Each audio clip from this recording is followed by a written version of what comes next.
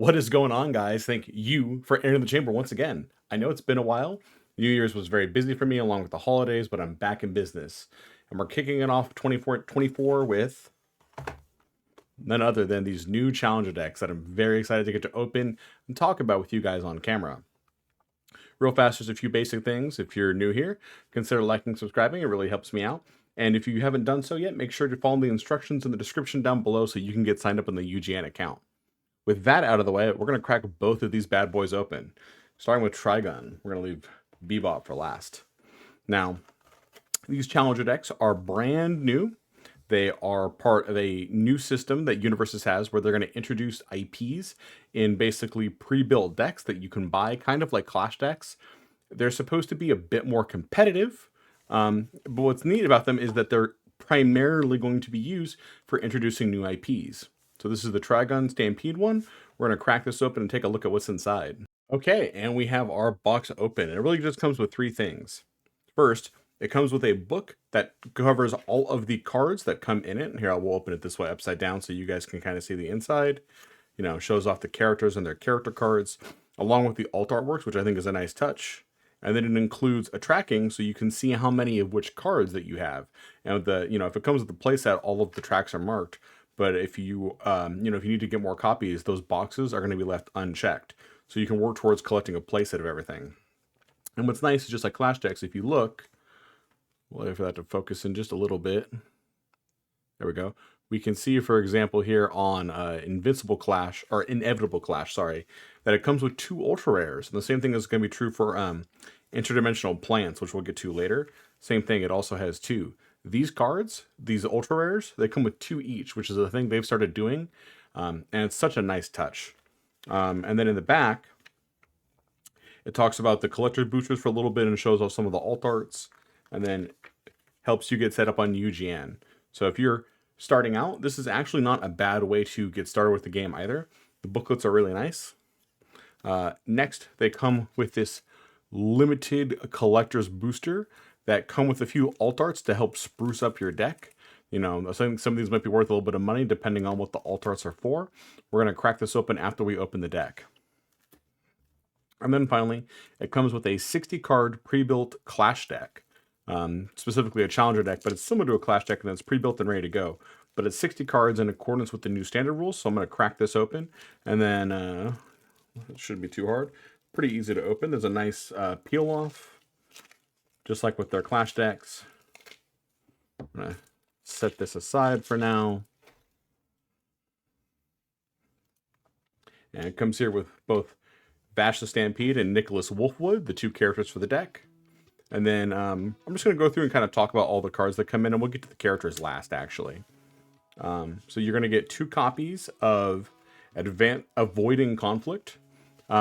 This is a card that I think a lot of people are underrating. I think this card's actually really good, especially in discard or self-mill strategies. What I like about it is that assuming you're playing a 60-card deck list and you keep it clean at 60, this is kind of like playing a 56-card deck list because the enhance to put on the bottom and draw is basically just a free cycle. So this is like a consistency booster for any kind of like self-milled deck, like Endeavor, for any of the Endeavors really, other than Endeavor 2, I guess. And then the response to either get or take away stats when it gets into the discard pile during the enhanced step is just icing on the cake. I think there's a lot of ways you can use this card, and I think it's actually one of the better cards in the Vash deck. Next, we have 2 copies of the first ultra rare Interdimensional Plants. This is the thing from the actual show where the main characters are called plants. They look like humans, or I should say Vash, and Knives, who's not in this deck. Vash looks like a human, but he's actually this like a bioengineered alien thing called the plant. So this is like his incubation tube as a child. This is actually like kind of a nifty asset because it's an asset that sort of counts as like an actual foundation. Like when you committed to destroy a foundation and get a bonus to your next check, not only do you get the card draw, but getting the bonus to the check is like double using a foundation. So this asset is deadlock control for yourself while letting you have card draw on demand and an 11th, or I guess it's not really unique, so you could go up to 12 or 13, because each one of these counts as a foundation. So you can kind of cheat deadlock with this card. I don't think a lot of decks are going to be interested in that, but I think decks that want to, destroy certain cards, or that can like fast build things, are going to actually get some mileage out of this. I wouldn't sleep on this card. And then the ultra rare, Inevitable Clash. I'm not a huge fan of this card. It's got a ton of stats, but it's a little on the basic side. It's great specifically for Vash, because picking up the top card of your discard pile means that if you don't like what you check with this card, you can use Vash to mill a card. We'll talk about Vash later. You can mill a card and then pick that up again, whatever you mill. So you get like a second chance. And there are other cards in the game that also like, mill or let you manipulate your discard pile. So you can get a lot of use out of this card to try to find what you're looking for. But it's a tad boring, but that's okay. Now here's a card that's sick. I'm just going to read this. Punisher's Beam. We're going to leave one right here for you guys so you can look at it. This card is sick. So enhance, mill 3. Add 1 ranged or weapon card milled this way to your momentum. That's really powerful. Enhance, if this attack deals damage, destroy a foundation. Comes with breaker 1, it has the ranged and tech keyword. This thing snaps momentum. This thing is an attack with a breaker block, which is usually at a premium. 2 mid breaker 1 on a stat efficient attack is sick. And if it deals damage, you get to destroy a foundation. And what's gross is that you get to pick. This isn't even your opponent destroys. You get to pick with this card. You can like spot remove whatever. This card's really sick. You're going to want to get a playset of these. And then our rare foundations, we have 2 copies of Counselor of Plants. Flip, after this card is committed due to your Revel's effect, gain 2 health and ready 1 foundation. This is just a bit of stun hate, or other forms of commit hate, typically stun. It's not bad. I think you might see a little bit of play. The health gain is nice. Some decks are gonna be interested in using that to offset costs. The Big Fall, moving right along. The Big Fall is kind of interesting because this card basically removes to make your opponent destroy a foundation, which is kind of like not great value. But the Deadlock makes your opponent destroy 2 foundations, which is really good value. And I like it that the Deadlock is basically just a powered up version of the card, as opposed to some other busted effect. So I think this is like a really neat Deadlock card. I'd love to see more stuff like this. Next up, we've got a playset of Disabling Shot. This card's a 4 mid for 5 that sometimes has stun too. I think the artwork is kind of nice on it, but this is probably one of the worst attacks in the deck. Sometimes this is just a blank 4 mid for 5 that doesn't do anything, and even when it does do something is if you check a 3. That's just a tough sell.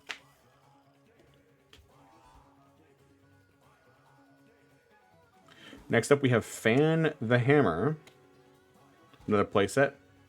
This card is a 4-diff 3-3, very poor stats. But we mill 4 cards, and we get damage for every ranged or weapon card that we mill that way. Or is it just ranged? I don't remember if it's ranged or... Yeah, it's just ranged. You're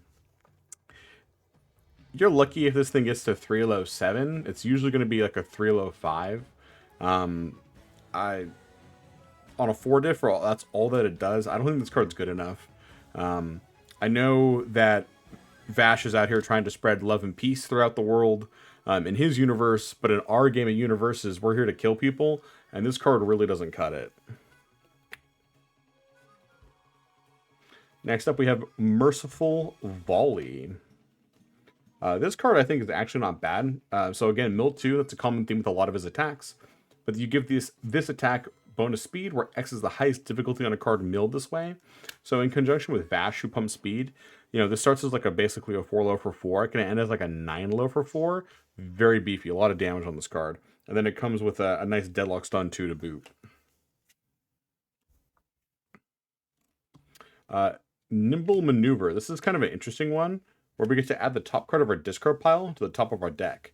Because we have some ways to manipulate the top card of our discard pile, this card basically guarantees an X check, which is neat, but the stats on it are a little low. Like a 3 high 4, even with EX2, is just kind of poor stats for ultimately like 1 ability. I don't know how much play this card will actually see, but the card movement might end up being used in some kind of like combo deck or in certain characters. This might be one to like keep in the back of your head when you're like trying to cook with like a certain character.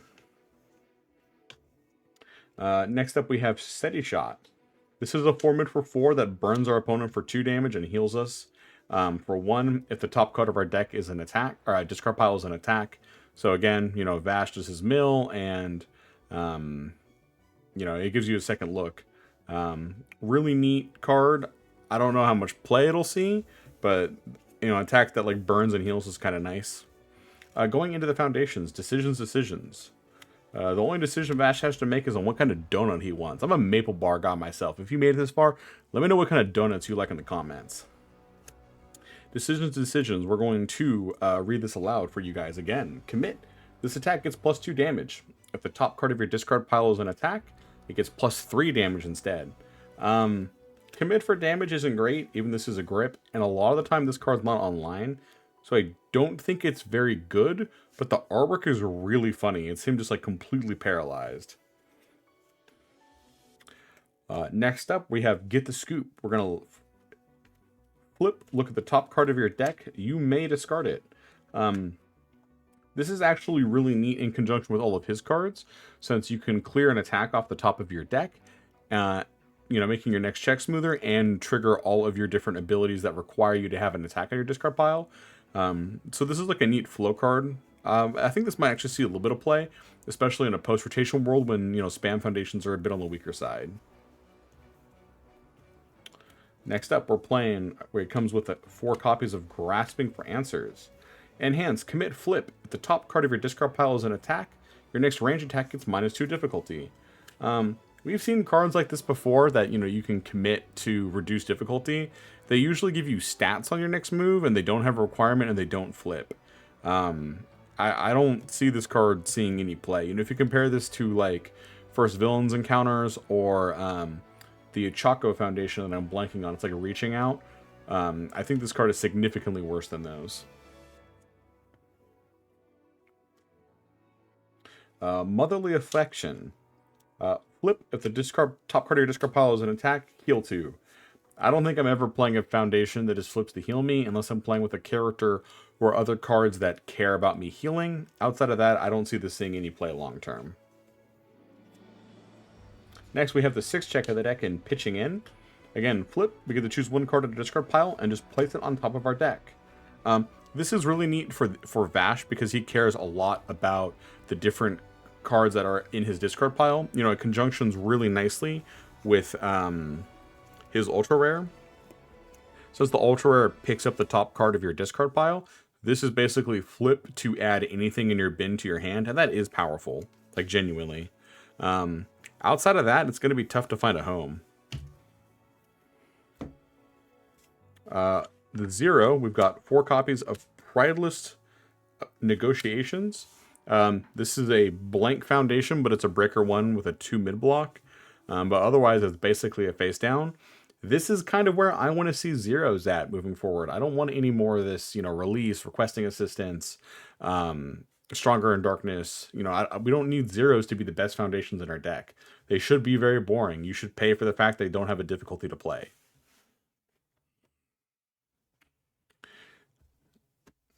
Almost to the end, we've got a playset of Seen It All. Seen It All is almost a good card, I think. If the top card of our discard pile is an attack, it gives speed or damage. So we have foundations that pump stats in the game, but they usually pump only speed or damage. This card pumps both, which is nice, but the downside is that there's a condition to trigger it. So sometimes this card's blank and it's a 4 check. So it's going to be kind of hard to actually get mileage out of this unless you're in a character that mills a bunch. But a character like, for example, Endeavor will appreciate having access to, you know, like a repeatable speed or damage pump. And then finally, we have Suspended Bounty, which is a nice play on words, because it's literally him suspended in the artwork as opposed to like a bounty notice being pulled off. It's just him stuck upside down. And this one says commit. This attack gets -2 speed. If the top card of your discard pile is an attack, it gets -3. We have repeatable commit for -3 speed foundations already as 2 diffs. This thing could have easily been commit for -3 if there's an attack commit for -4. Once again, it's kind of tough. Overall, I'm honestly not super high on a lot of the cards in here. I'm just going to go through it. I think basically the rares, and not even all of the rares, like big fall maybe, but all of these cards, most of them, I'm not super high on. But the shiny cards, just to recap, the big fall gives us a little bit of stage control, so this might see play in some like kind of Ponza style builds if people know that from Magic, you know, trying to like control your opponent's stage. Conflict I actually think is one of the most promising like cards in this deck. I think people can get really creative with this card. I might see a lot of play. Plants is going to need the right home. It also gives like a pseudo powerful 3/1s, but that's kind of not really what you're going to run this card for. You're going to run it because it lets you basically cheat your deadlock counts. And then Inevitable Clash is the ultra rare. I don't know how much play this card's going to see outside of like characters that mill a bunch. Because ideally you want to check a 5 on this and not commit out, and then find a way to get an attack at the top of your discard pile and then pick up the attack. But outside of that, I don't see this. This might be one of the other kind of misses. And then finally, Punisher Beam. This card is sick. This card like snaps momentum, and if it deals, you get to spot destroy something. This card's very good. And then Counselor of Plants is a 2-dip with a bit of stun hate. Helps control your stage. So I mean, it's not bad. You know, the shiny cards are going to be the chase cards in the deck for sure. Now, the reason I waited to talk about Vash until the end of my coverage for this deck is because you actually get 2 characters you can play with. You can play as Nicholas Wolfwood or Vash the Stampede. And they play differently, so I didn't really want to open with the character because there's 2, and instead I'm going to talk about how the characters interact with the deck. So Vash has an 8 hands 2 mill a card off the top of his deck and give his attack +2 speed, and he can do that while he's committed. That ability is Tenacious, which is the new keyword for that. The other thing he can do is he can commit and discard an attack to draw 3 cards. So he's like kind of like an 8-hander that just makes his moves fast. A little on the simple side. Finding success with this guy is going to boil down to finding ways to weaponize being like a soft 8-hander. You know, you see 9 cards, but you have to discard an attack. But it's still like an 8-hander that pumps speed with 28 health.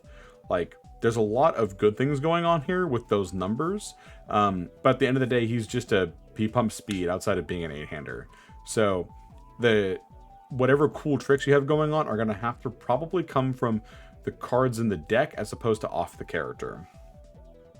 On the other hand, Nicholas Wolfwood has the same thing where he mills 1, and he only gives bonuses to range or weapon attacks, so he's a little bit more limited, but he gives +3 damage instead of +2 speed. So this character, in my mind, is more of a string character where you're trying to hit your opponent like lots of times, because that damage bump is going to add up. He also converts momentum into healing and drawing cards. So I think there might be something you could do with this guy if you can find ways to like snap momentum, to make him like a consistent 8-hander. I think Vash is probably the better character because ultimately Vash is always an 8-hander and Nicholas is only an 8-hander sometimes, and that's kind of a raw deal. To finish this up before we ride off into the sunset, let's crack open this Trigun Stampede booster. Sorry about that. There was a bit of a technical difficulties with my green screen. Somehow I went 20 minutes without noticing, and by that point I wanted to adjust it to the back half for another day. So that's why I now have a haircut. Don't mind that. As I was saying, we're going to take a look at the Collector's Booster. I've already cracked it open, so we've got the cards here. I'm just going to show these off real fast before we get to Bebop. So first we have a new version of Steady Shot, this one with the supporting character whose name I'm blanking on. It looks really nice in foil though. We got Counselor of Plants. Very similar artwork, but I really like how the Vash has no foil. It makes him like pop out of the artwork. It's a really nice touch. We got Pitching In, this time with Vash instead. And take a look at the foiling on his glasses. His glasses pop up almost like they're real sunglasses. Really nice touch. We got Suspended Bounty, which has the same thing. You can see the foiling goes across the card, but it stops on the character, and then it comes back on the glasses. They did this for like a lot of the cards that have foil on glasses, and it's such a subtle but really nice touch. Fan the Hammer And this time it's him like confused about what's going on, like he doesn't know what he's doing. He's got like a really goofy expression. And then finally, I got decisions. This is the expression that I made when I realized I didn't pull the alternate character card, the same exasperated face. You know, I would have liked to have gotten a character card here, but that's okay. All in all, even though I think the cards I got here aren't the best outside of Counselor of Plants and maybe Pitching In if you squint, I think the concept of these collector's boosters is really cool. Like the idea that you can, you know, pull like alternate arts when you buy your challenger deck and you can get a character or like a really powerful card, super sick. With all of that said, it's time for us to crack open Bebop. I'm gonna be right back, you guys. I'm gonna crack this open. And we got the whole box opened. Comes with the same contents as the Trigun Stampede, except it's for Cowboy Bebop. I'm not going to spend as much time on the booklet, because you kind of have a pretty good idea of what's going to be inside. You know, it just goes over all the different cards. Helps you get set up with the UGN network. Nice and simple. It's a nice inclusion.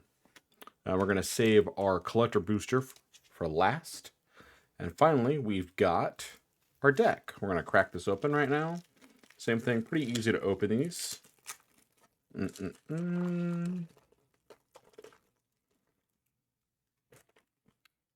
And again, unlike normal, we're going to talk about our two characters, Spike and Faye, until after I finish, because we have two characters that play with the same 60 card deck, and they play with it a little differently. We're going to set these two off to the side. First up, we got Welcome to Spaceland. This is one of the ultra rares in the deck, and it's actually an action. I'm going to be honest, when I first saw this card, I thought it was cranked, because I thought it was a foundation, to be honest. But this is an action. The main thing about it is that you can play it as a first enhance, and if there's 10 face down foundations in the game, you flash the move and make it unblockable, which is like occasionally useful to get a killing blow, but most of the time you're not doing that. The other thing you can do with it is on your opponent's turn, you can remove it to ready 3 cards, which is sometimes useful. Like it's on a 3 diff, so especially if you play after a couple of blocks, like if you check a 3 on it, you get the 3 out of the way, but you're not going to commit out to passes probably. I guess on a 5 you would, because you commit 2 and a ready 3, so you net 1. It's okay. Honestly, I don't see this card seeing a lot of play.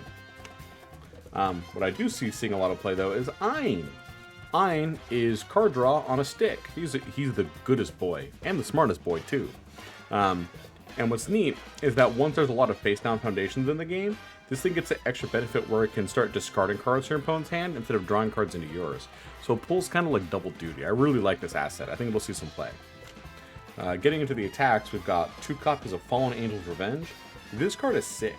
So you can discard a momentum to unflip 2 foundations, and then anytime you flip a foundation during this attack gets speed. So this is like an attack you probably build around. It's been compared to Naval Laser Beam. I actually think this card is better than Naval Laser Beam for the most part. It doesn't have Breaker, but it rewards you for flipping outside of itself, so you can get like other effects. Laser Beam, you had to flip 2 foundations to make it into like a 6 mid for 8. That's all it did. This card can get to much nastier stats. I think this card's really sick. And then we have Split Second Standoff.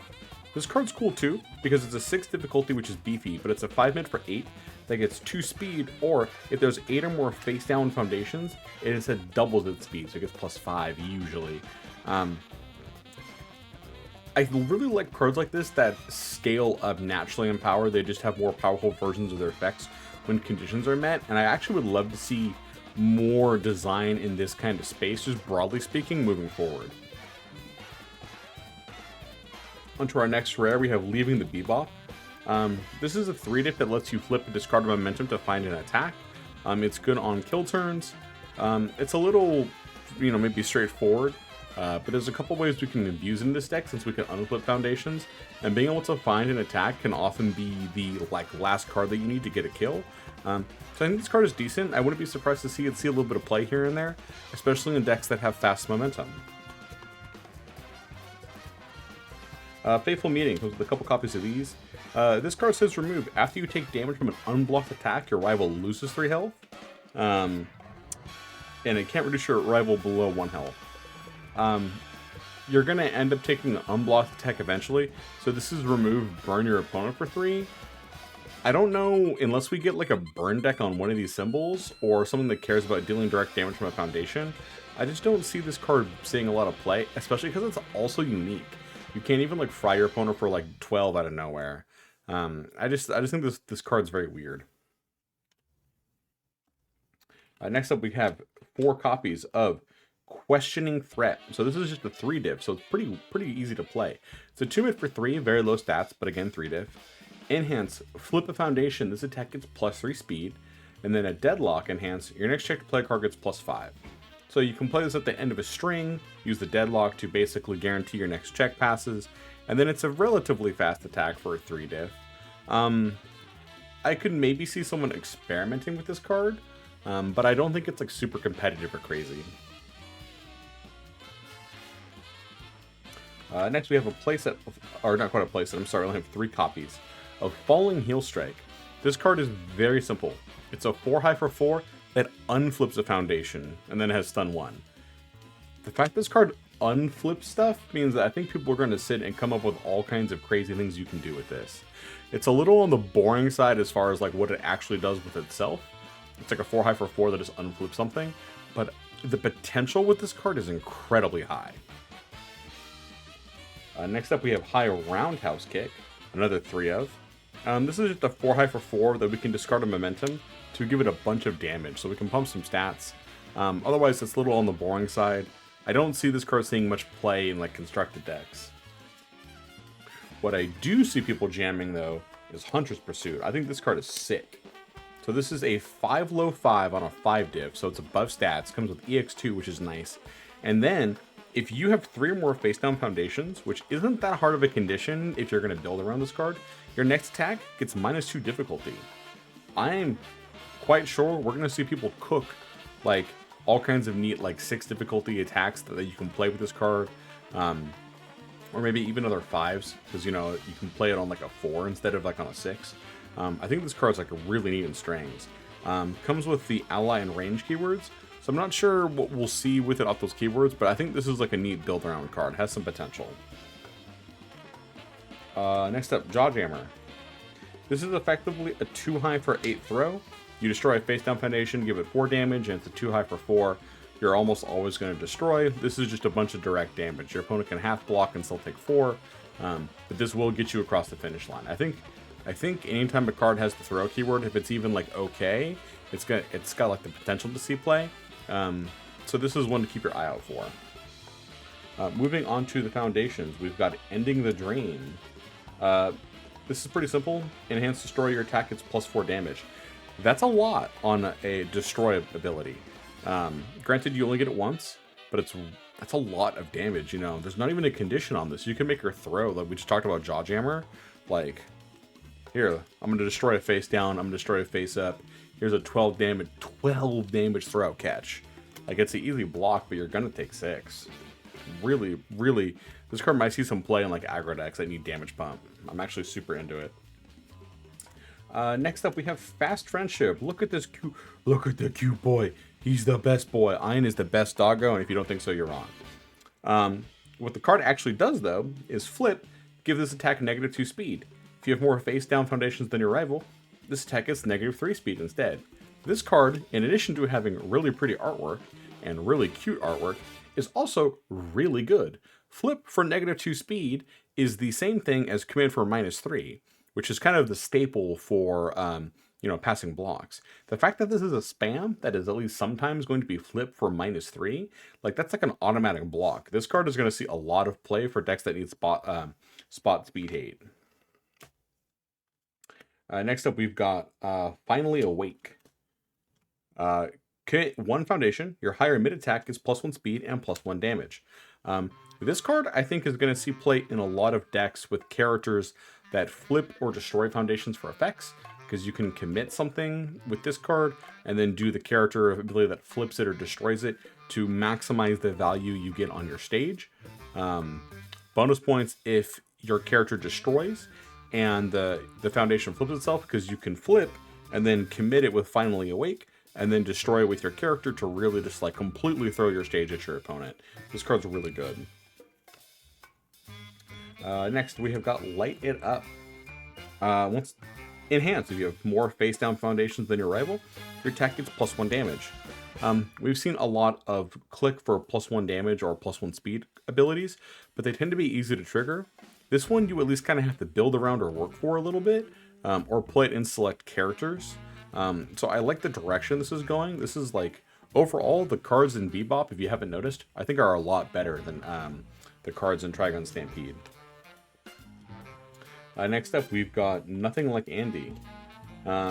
This is a boring one diff where after you block with it, you remove it. So it doesn't count towards progressive when you block, and that's it. I'd be surprised if we get to a world where people are playing this card. Next up, we have Sing For Me. This card says, commit, discard a momentum, gain 2 health, and draw a card. Kind of a build-around foundation. You know, you need a character or toolkit that snaps a lot of momentum, but commit to heal 2 and draw a card is a good exchange rate, although costing momentum sucks. It'll be interesting to see where this card ends up. I could see it in the right deck being really cool. Next up, we have Skeptical. This is a 1 difficulty 4 check that says response, tenacious, so playable while committed, flip. After you flip a foundation, ready this foundation. So this just lets you like push and extend on your turns. You know, any character that wants to flip stuff will enjoy this. You know, I could see Cementos on Earth getting a lot of mileage out of this card in particular. Really, really decent card. And then finally, we have Syndicate Target. This is a 0 difficulty 6 check that comes with a 0 low block. So it's a 6 check with a really sick low block. But when you block with it, you lose a health. So, you know, I'm going to be honest, 1 health most games doesn't matter. So this is effectively a blank 0 diff with a 6 check and a 0 low. That doesn't do anything. I think this is kind of a neat design space for a 0. With all of that covered, without getting too into it, I actually think a lot of the cards in this deck are good. Like, I wasn't super high on Spaceland, but a lot of the attacks or cards in this deck I could see being played in, you know, the right deck or with the right character. Maybe they're not all like universal staples or whatever, but I think they're way more applicable than the stuff out of Trigun. With that being said, let's talk about our characters, starting with Spike. So Spike Bounty Hunter is a 629 that says flip 1 foundation. If this attack deals damage, you draw a card. Then it says your attack gets +1 speed and +1 damage for every 3 face down foundations in your stage. This guy is basically Cementos, but a little different because he's both speed and damage. But he scales a lot like Cementos. I think he's going to be a really sick value character. Very, very playable. On the other hand, let's look at Faye, Queen of Hearts. She's a 721, quite a bit of health for a 21 hand size character.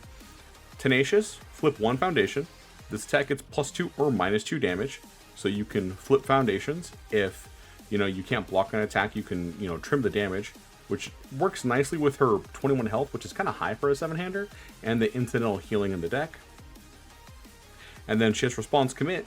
After your attack deals damage, add the top card of your discard pile to your hand. So you're going to have some ways to manipulate your discard pile, either destroying foundations or finding ways to get attacks on the top of your discard pile. But this is a potentially like a really sick character. I'm going to be honest with you guys, like, I like Spike, but man, I just love a woman that can kick my ass. You know what I mean, guys? Like, this is like Faye is such a cool 7-hander, and then Spike is a great 6-hander. I also like that there's a greater degree of separation between these two characters than with Trigun. Trigun had 2 628s, but this is a 629 and a 721. So this covers like a broader range of playstyles. Like all in all, even before we get to the collector's boosters, like, at least in my opinion, by quite a bit, I think Bebop is the better deck. So if you want to get started with one of these challenger decks, personally, I would strongly recommend Bebop. I'm very high on most of the cards in here. I'm high on the characters. It's a great pickup. With that being said, let's crack open the challenger booster and see what we get.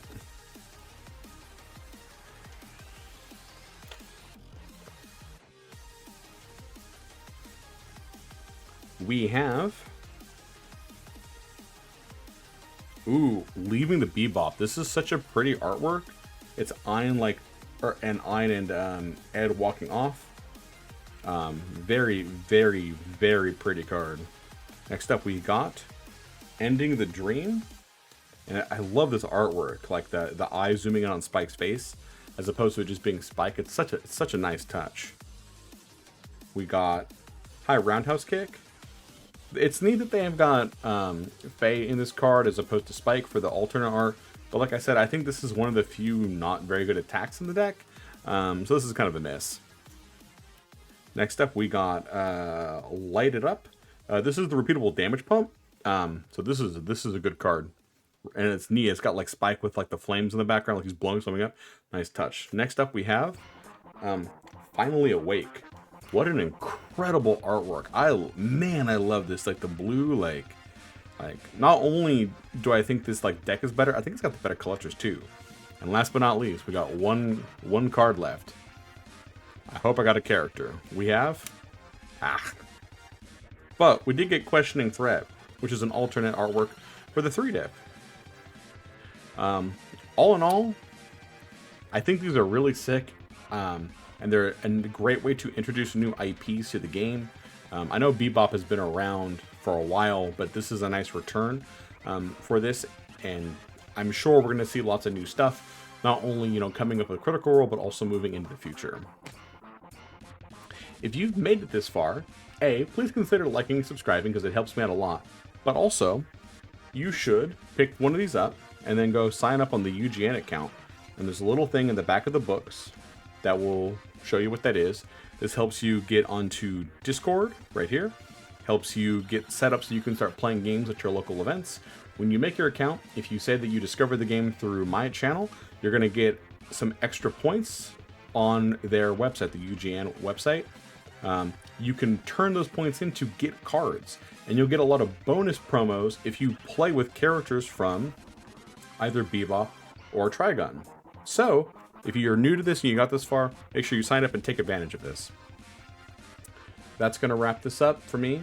So once again, thank you for entering the chamber, and I'll see you around, Space Cowboy. Bang.